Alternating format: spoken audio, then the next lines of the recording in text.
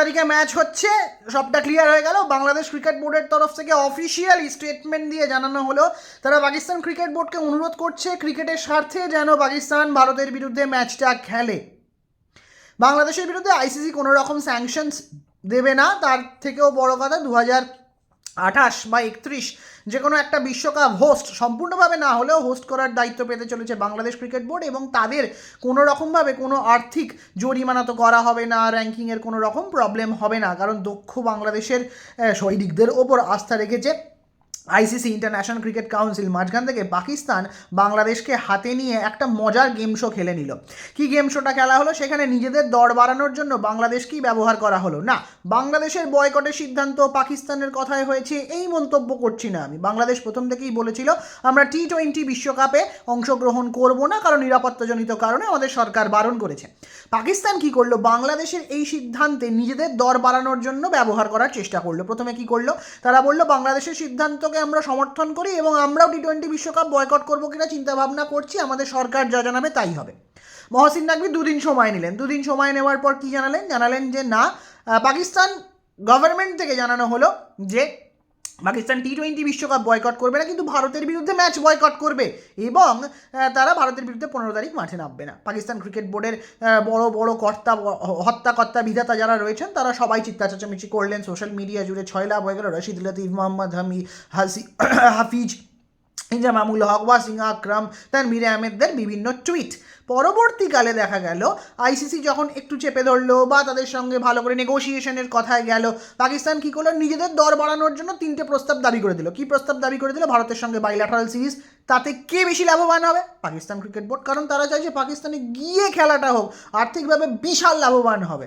একটা তথ্য দিই, জিম্বাবুয়ে ক্রিকেটের আর্থিক দিক থেকে উন্নত হওয়ার জন্য, উন্নতি করার জন্য ভারতের বিরুদ্ধে T20 সিরিজ অর্গানাইজ করে বা ওয়ানডে, তাতে ভারত টিম পাঠায়, তাতেও যা লাভ হয় তা দিয়ে জিম্বাবুয়ে ক্রিকেট চলে যায়। সাউথ আফ্রিকার সঙ্গে 3টে T20 খেলতে শুধুমাত্র ভারত সাউথ আফ্রিকায় যায়, তা থেকে যে রেভিনিউ আছে তাতে সাউথ আফ্রিকা বোর্ড চলে যায়। বুঝতে পারছেন? এই হচ্ছে ভারতীয় ক্রিকেটের ক্রেজ। সেটা ব্যবহার করার চেষ্টা করলো পাকিস্তান, কিন্তু হলো না। বাইল্যাটারাল সিরিজ হলো না। আইসিসি রেভিনিউ বাড়ানোর কথা বললো, বাংলাদেশ ক্রিকেট বোর্ডকে পাশে নিয়ে তাকে আমিনুল ইসলাম বুলবুলকে 5 স্টার ট্রিটমেন্ট দিয়ে তাকে পাশে বসিয়ে ঘুড়ি টুড়ি উড়িয়ে তাকে বলা হলো আমরা তোমার পাশে আছি, সলিডারিটি দেখাচ্ছি তোমার সাথে, কিন্তু আলটিমেটলি নিজেদের কথাটাই বললো। যারা যারা বলছেন না যে বাংলাদেশে ভারত পাকিস্তান বাংলাদেশ ট্রাই নেশনস হবে বা বাংলাদেশ সেখানে হোস্ট করবে, লভ্যাংশ সমস্ত বাংলাদেশ পাবে, এমন কিচ্ছু হবে না। লিখে রাখুন, হবে না। আমি প্রথম দিন থেকে বলে আসছি ভারত পাকিস্তান ম্যাচ হবে, ভারত পাকিস্তান ম্যাচ হবে। আমার মতো অসংখ্য ক্রীড়া জার্নালিস্ট, আমি জার্নালিস্ট নই, আমি সামান্য ভিডিও বানাই, বড় বড় বিখ্যাত ক্রীড়া জার্নালিস্টরা বলে আসছেন যে হবে। নোমান নিয়াজ, পাকিস্তানের অত বড় ক্রীড়া সাংবাদিক, ভারতের বিখ্যাত ক্রীড়া সাংবাদিকরা বলে আছেন সব হবে, একটু অপেক্ষা করো। নিজেদের দর বাড়ানোর খেলায় নেমেছে পাকিস্তান, এবং মাঝখান থেকে তারা টোপ হিসাবে ব্যবহার করলো বাংলাদেশকে। বাংলাদেশ ক্রিকেট বোর্ডের সভাপতি আমিনুল ইসলাম বুলবুল মানুষটা বড্ড ভদ্রলোক, তিনি ক্রিকেটের এই ঘৃণ্য রাজনীতিটা বুঝতে পারেন না। তিনি ক্রিকেট খেলেছেন, দেশের হয়ে পারফর্ম করেছেন মাঠের মধ্যে। বাংলাদেশের প্রথম টেস্ট ম্যাচে, মানে প্রথম টেস্ট 100 তার ব্যাট থেকে এসেছিল। তিনি দীর্ঘদিন অস্ট্রেলিয়ায় থেকেছেন, বহু দলের সাথে কাজ করেছেন, এবং বাংলাদেশে ফিরে এসে তিনি দেশের বোর্ডের দায়িত্ব নিয়েছিলেন যে ক্রিকেটটা সুন্দর করে চালানো যায়, যাতে ক্রিকেটের উন্নতি হয়, বাংলাদেশ ক্রিকেট বোর্ডের উন্নতি হয়, বাংলাদেশের সার্বিক ক্রিকেটীয় সার্বত্তাটা ফিরে পায়, বাংলাদেশের আরও জনপ্রিয় করে তোলা যায়। কিন্তু তাকে ওই ঘৃণ্য নোংরা রাজনীতির মধ্যে নামানো হলো, পাঁক ঘাটানো হলো। আরে ভারতের বিসিসিআইতে যারা ক্রিকেট সংক্রান্ত বিষয়টা দেখে না, তারা কেউ রাজনীতির সঙ্গে যুক্ত নয়। ক্রিকেটীয় রাজনীতির সঙ্গে যারা যুক্ত আছে না, তারা সব পলিটিশিয়ান। আপনি দেখুন জয় শাহ বসে আছে, কার ছেলে? জয় শাহ অমিত শাহের ছেলে। বোর্ডের মাথায় যে সাইকে ক্রিকেট সংক্রান্ত বিষয়গুলো বলছি, যেমন হচ্ছে ধরুন ক্রিকেট মাঠে কী হবে, সিলেক্টর কী হবে, এগুলো সম্পূর্ণ ক্রিকেটারদের ওপর ছেড়ে দিয়েছে, আর কেউ নেই। কিন্তু পলিটিক্সগুলো পলিটিক্যাল লিডাররাই রয়েছে, কারণ পলিটিক্সটা তারাই ভালো খেলতে পারে। দেখুন আপনি পাকিস্তান ক্রিকেট বোর্ডের ক্ষেত্রেও দেখুন, পাকিস্তান ক্রিকেট বোর্ডের মাথায় রয়েছেন যে ভদ্রলোক, সে পলিটিশিয়ানস। যারা খেলাধুলাটা দেখে খেলাধুলার দিকে আছে।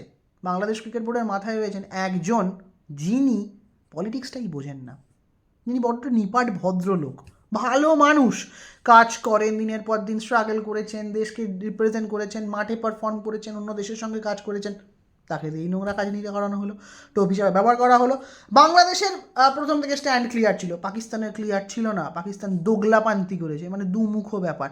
বাংলাদেশের জন্য সলিডারিটি দেখাচ্ছি, বয়কট করব। তাহলে বয়কট, পুরো বয়কট হয়ে যাক? না, ভারতের বিরুদ্ধে ম্যাচ বয়কট করব বাংলাদেশকে সাপোর্ট করে, সেটাও করব না, সেটাও করব না। এখানেও বলে দিয়েছে নেগোসিয়েশনটা বাংলাদেশ বোর্ডের সঙ্গে আইসিসির হচ্ছে, পাকিস্তান কিচ্ছু করেনি। আপনি যদি দেখেন সেখানে দেখবেন negotiation is continuing between PCB and ICC, BCB and ICC, দুটোর মধ্যে বাংলাদেশ ক্রিকেট বোর্ড আর আইসিসি। পাকিস্তান কিচ্ছু করেনি, শুধু নিজেদেরটা বোঝার চেষ্টা করেছে, লাভ বোঝার চেষ্টা করেছে, বাইল্যাটারাল সিরিজ চেয়েছে, দুটোতে কেউই পাত্তা দেয়নি। কারণ বাইল্যাটারাল সিরিজ তো হাতে নেই কারু, সেটা তো দেশের ব্যাপার। ইংল্যান্ডকে যদি আমি বলি বাইল্যাটারাল সিরিজ খেলবো, আইসিসি ঠিক করবে না, ইংল্যান্ড বোর্ড ঠিক করবে, সেটাই হয়েছে ব্যাপার এখানে। মাঝখান থেকে কী হলো, বাংলাদেশ ক্রিকেট বোর্ডকে বোর্ড থেকে অফিসিয়ালি স্টেটমেন্ট দিয়ে জানানো হলো, প্রেস রিলিজ করা হলো, তারা অফিসিয়ালি অনুরোধ করছে পাকিস্তানকে। পাকিস্তান খেলবে 15 তারিখ খেলবে, দরটা বাড়ানোর খেলা নামলেন, নোংরা রাজনীতির খেলায় বাংলাদেশকে টেনে নামালেন। বাংলাদেশকে গাছে তুলে মই করে দিয়েছে, আমি এই কথা বলছি না, একদমই বলছি না।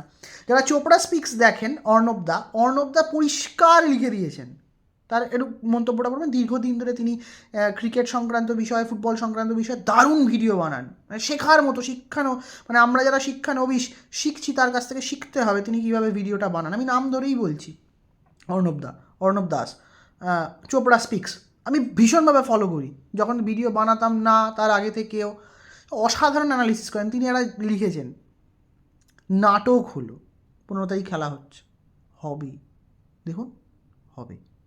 বাংলাদেশকে মুরগি বানালো, নোংরা রাজনীতিটা টেনে আনলো।